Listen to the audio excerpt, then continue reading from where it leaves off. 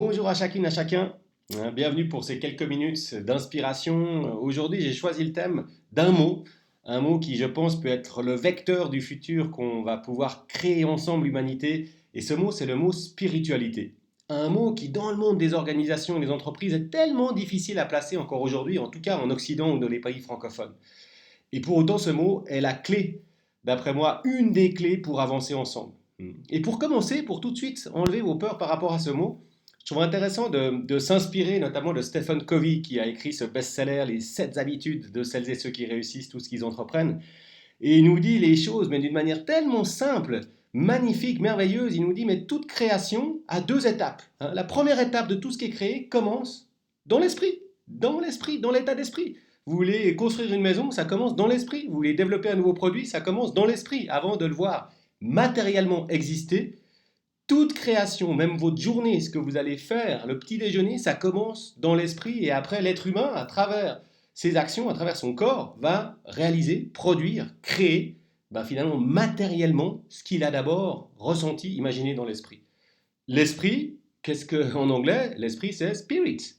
C'est l'esprit d'équipe, team spirit.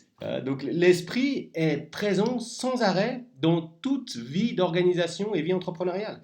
Donc on pourrait dire plutôt que des fois de vouloir cacher ce mot derrière quelle est notre vision.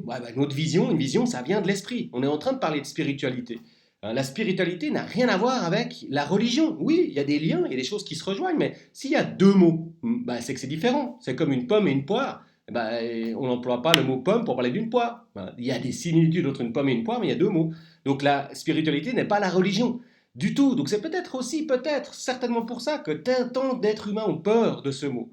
Mais toute création commence dans cet esprit. Aujourd'hui, ce qui est génial, notamment avec toutes les recherches dans les neurosciences, dans la physique quantique, etc., aujourd'hui, on sait qu'il y a une conscience, un champ des potentialités, un champ quantique qui nous traverse tous les êtres humains, qui est similaire, dans lequel on est unis. On peut l'appeler le champ des potentialités, on peut l'appeler le champ, on peut l'appeler l'inconscient collectif, on peut l'appeler l'univers, on peut l'appeler Dieu. De nouveau, c'est que des mots. Et au centre des mots, il y a les guerres des peuples. Mais ce sont que des mots. Mais cet esprit-là, il nous traverse tous. Et dans cet esprit, il y a une conscience. Il y a un éveil de la conscience des humains où on sait exactement si ce qu'on est en train de faire est juste à son propre service pour soi, pour sa propre ambition, pour gagner plus, pour être meilleur, pour être plus reconnu, ou alors si on est au service de l'esprit unique qui est là. Et si dans quelque part dans nos choix du futur, on est capable de se connecter à cet esprit tout en embrassant la diversité et l'unicité qu'on a tous, on est tous différents, chaque entreprise est différente. Chacun de mes concurrents dans le métier, je ne sais pas, de l'accompagnement, du coaching, du leadership, chacun de mes concurrents, ce n'est pas des concurrents que je vois comme des ennemis, ce sont des partenaires, chacun avec quelque chose d'un petit peu unique qui va amener, qui est différent de moi. C'est comme une tulipe n'est pas une rose n'est pas un pissenlit, mais ça reste des fleurs.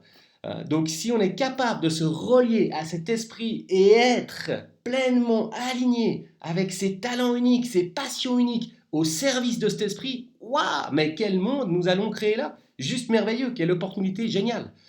Donc arrêtons d'avoir peur de ce mot, arrêtons de croire qu'on crée les choses dans notre système cartésien, dans notre petite tête, embrassons le potentiel qui est là, énorme, énorme, ce champ de conscience qui est à notre disposition et on peut rêver vraiment à cet éveil collectif de l'humanité.